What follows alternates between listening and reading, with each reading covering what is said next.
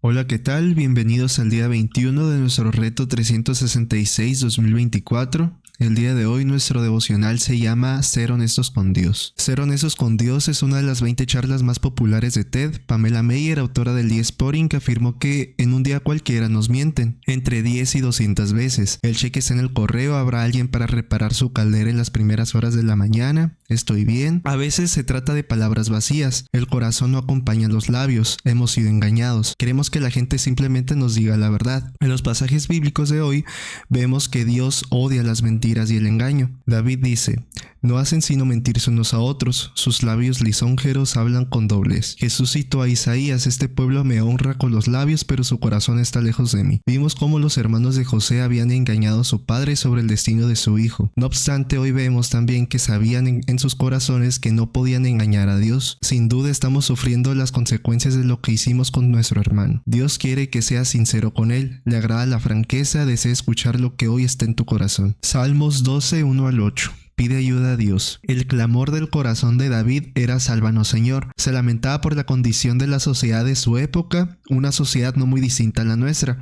Mencionaba mentiras, engaños, arrogancia, codicia y egoísmo. Presentaba su clamor ante Dios. Ya no hay gente fiel, ya no queda gente sincera en este mundo. No hacen sino mentirse unos a otros, sus labios lisonjeros hablan con doblez. A Dios no le impresiona la gente astuta en el asunto de las palabras. El clamor inicial de David pidiendo ayuda halló respuesta cuando Dios prometió asistir al débil y al necesitado. Voy ahora a levantarme y pondré a salvo a los oprimidos, pues el pobre se lo oprime y el necesitado se queja. David luego contrastó la confiabilidad de Dios con el vacío de las mentiras de quienes lo rodeaban. Las palabras del Señor son puras, son como la plata refinada, 7 veces purificada en el crisol. Tenía la confianza de que el Señor lo guardaría y lo protegería pese al engaño que lo rodeaba. Tú, Señor, nos protegerás, tú siempre nos defenderás de esta gente. Sálvanos, Señor, es una gran oración que puedes realizar al comenzar el día, pidiendo que Dios te guíe en todo lo que emprendas. Sigue hablando a Dios en la tormenta. A Jesús le encantaba aislarse para orar. Subió a la montaña para orar a solas, al anochecer estaba ahí él solo. Cuando estás completamente a solas con Dios, puedes hablar con sinceridad y desde lo profundo de tu ser. Esta intimidad con Dios es la que capacitó a Jesús para andar sobre las aguas. Animó a Pedro a que le hiciera lo mismo, pero cuando Pedro sintió el viento fuerte, entró en pánico. Sé exactamente cómo se siente eso. En ocasiones, cuando las cosas salen mal, quito mis ojos de Jesús, me enfoco en las circunstancias que me rodean y comienzo a hundirme. En medio de estos, Pedro realizó una oración de pánico: Señor, sálvame. Aunque fuera una oración de temor, también fue un clamor desde el corazón. Enseguida Jesús le tendió la mano y sujetándolo, al considerar las oraciones de pánico que he realizado, me maravilla pensar en las maneras en que algunas de ellas han sido respondidas. Cuando Jesús y Pedro regresaron a la barca, el viento se calmó, y los que estaban en la barca lo adoraron diciendo: verdaderamente tú eres el Hijo de Dios. El incidente concluyó con todos los discípulos expresando un clamor del corazón en la alabanza. Es bastante extraordinario. Judíos monoteístas que conocían el mandamiento de que solo debían adorar a Dios, adoraron a Jesús. Reconocieron que Jesús es el Hijo de Dios. En realidad, las primeras palabras de Jesús a los discípulos mientras caminaban por las aguas fueron literalmente: cálmense, soy yo, no tengan miedo. Yo soy es el nombre utilizado para Dios en el Antiguo Testamento, y nos dicen a nosotros que Él es el gran yo soy, de modo que no había nada más que temer.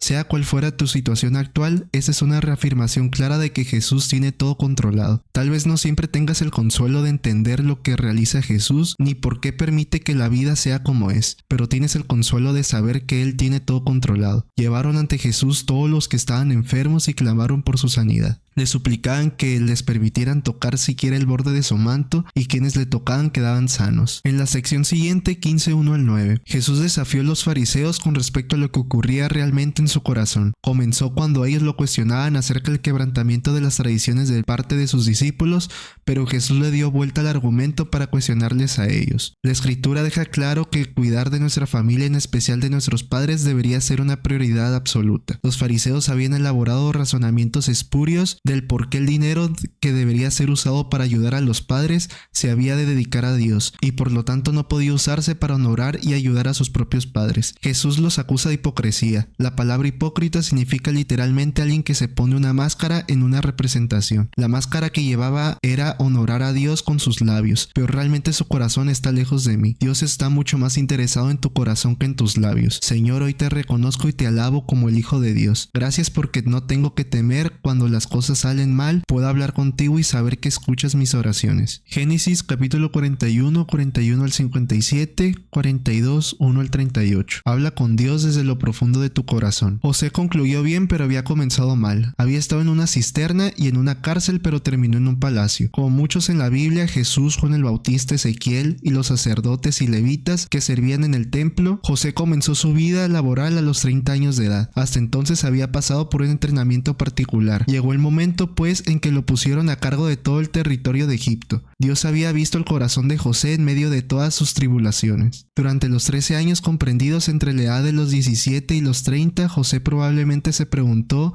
qué estaba haciendo Dios. Había experimentado rechazo, sufrimiento, injusticia, encarcelamiento, decepción y otras pruebas. Pero por medio de todo aquello, Dios lo preparaba para estar a cargo de todo el territorio de Egipto. Dios sabía que José era confiable porque su corazón era correcto.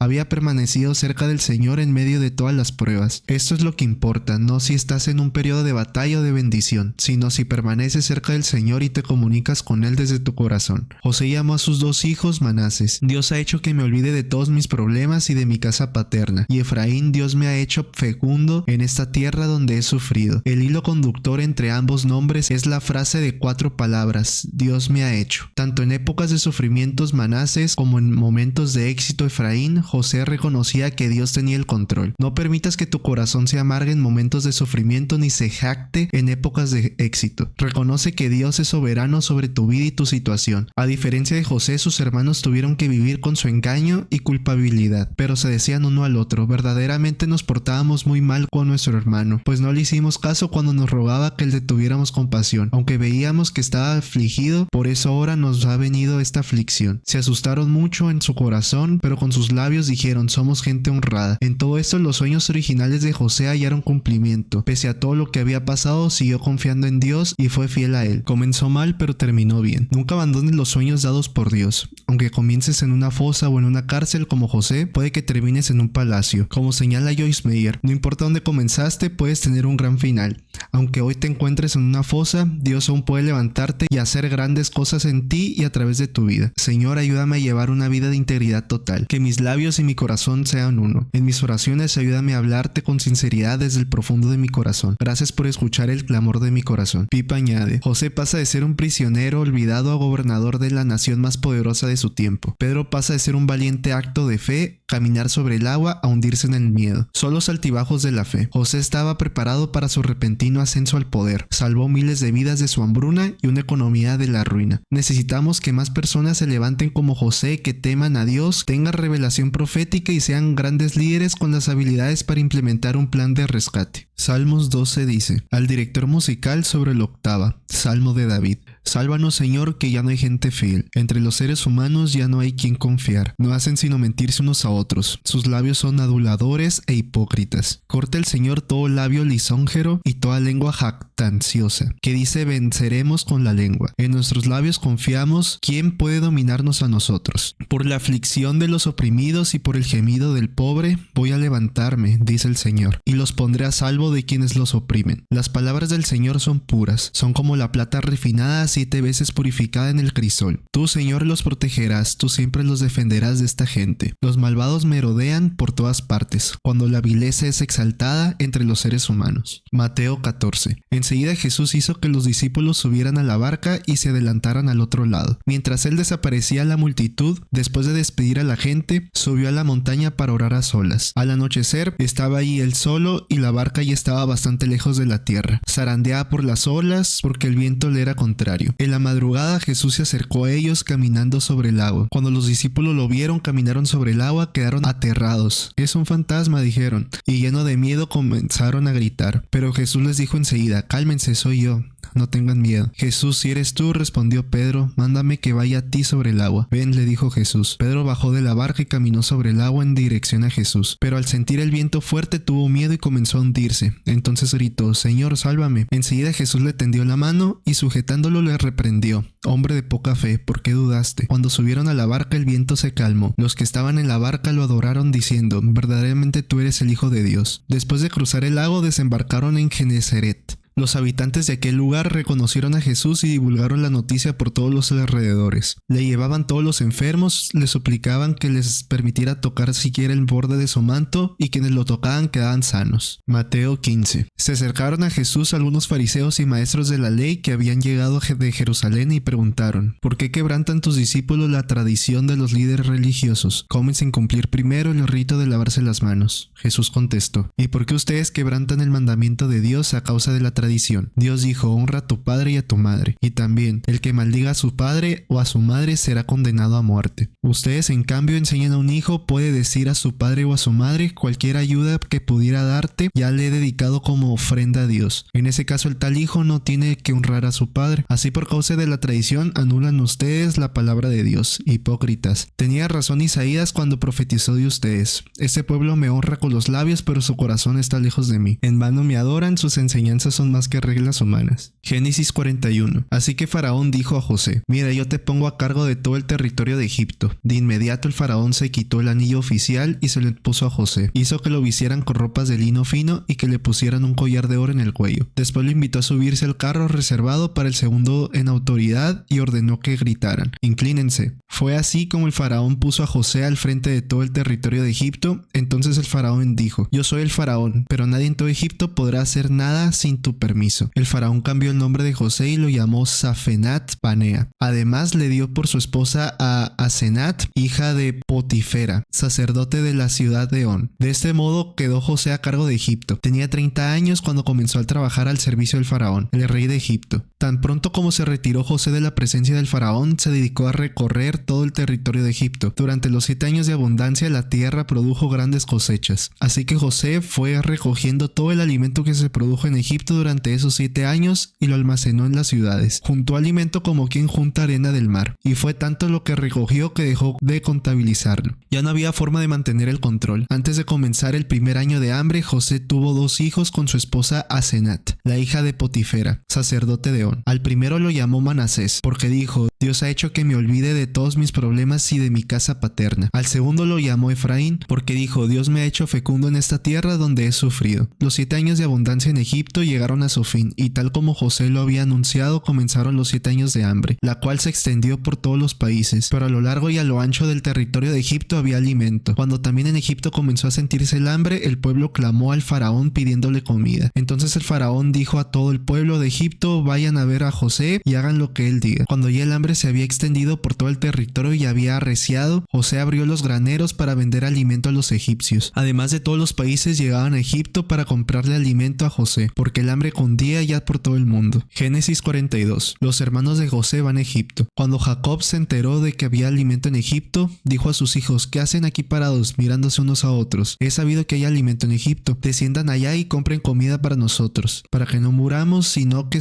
podamos sobrevivir. 10 de los hermanos de José fueron a Egipto a comprar alimento, pero Jacob no dejó a Benjamín, el hermano de José, se fuera con ellos porque pensó que podría sucederle alguna desgracia. Fue así como los hijos de Israel fueron a comprar alimento, al igual que otros, porque el hambre se había apoderado de Canaán. José era el gobernador del país y el que vendía trigo a todo el mundo. Cuando sus hermanos llegaron, se postraron rostro en tierra ante él. En cuanto José vio a sus hermanos, los reconoció, pero fingió no conocerlos. Les habló con rudeza: ¿y ustedes de dónde vienen? Venimos de Canaán para comprar alimento, contestaron. Aunque José los había reconocido, sus hermanos no lo reconocieron a él. En ese momento se acordó José de los sueños que había tenido acerca de ellos y dijo: de seguro ustedes son espías y han venido para investigar las zonas protegidas del país. No, señor, respondieron. Sus siervos hemos venido a comprar alimento. Todos nosotros somos hijos de un mismo padre. Además, somos gente honrada. Sus siervos no somos espías. No es verdad, insistió José. Ustedes han venido para investigar las zonas desprotegidas del país. Pero ellos volvieron a responder: nosotros, sus siervos, éramos 2 hermanos, todos hijos de un mismo padre que vive en Canaán. El menor se ha quedado con nuestro padre y el otro ya no vive. Pero José los increpó una vez más: es tal como les he dicho, ustedes son espías. Y con eso lo vamos a comprobar. Les juro por la vida del faraón que de aquí no saldrán con vida a menos que traigan a su hermano menor. Manden a uno de ustedes a buscar a su hermano, los demás se quedarán en la cárcel. Así sabemos si es verdad lo que dicen. Y si no es así, por la vida del faraón ustedes son espías. José los encerró en la cárcel durante 3 días al tercer día les dijo: yo soy hombre temeroso de Dios, hagan lo siguiente y salvarán sus vidas. Si en verdad son honrados, quédense uno de ustedes bajo custodia y vayan los demás y lleven alimento para calmar el hambre de sus familias. Pero tráiganme a su hermano menor y pruébenme que dicen la verdad, así no morirán. Ellos aceptaron la propuesta, pero se decían unos a otros: sin duda estamos sufriendo las consecuencias de lo que hicimos con nuestro hermano. Aunque vimos su angustia cuando nos suplicaba que le tuviéramos compasión, no le hicimos caso. Por eso ahora nos vemos en aprietos. Entonces habló Rubén: yo les advertí que no le hicieran daño al muchacho, pero no me hicieron caso.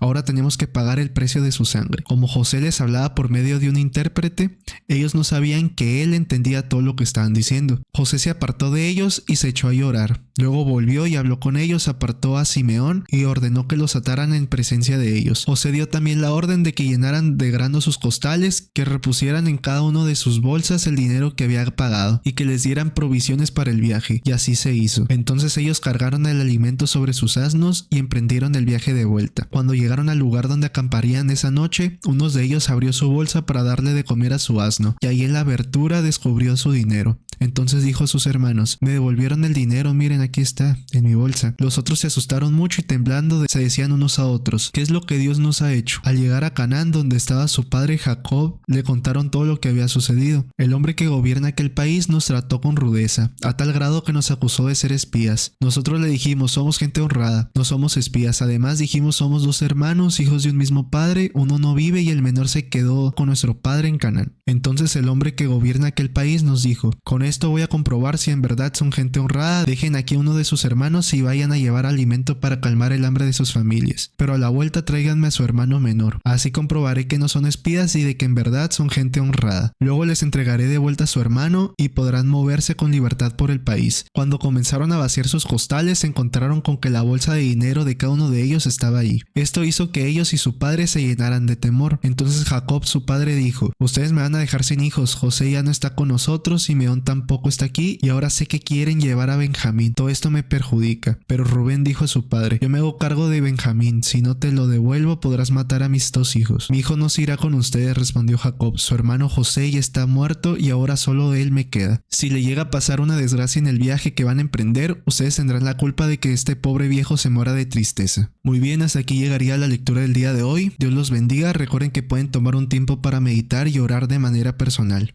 Que tengan un excelente día.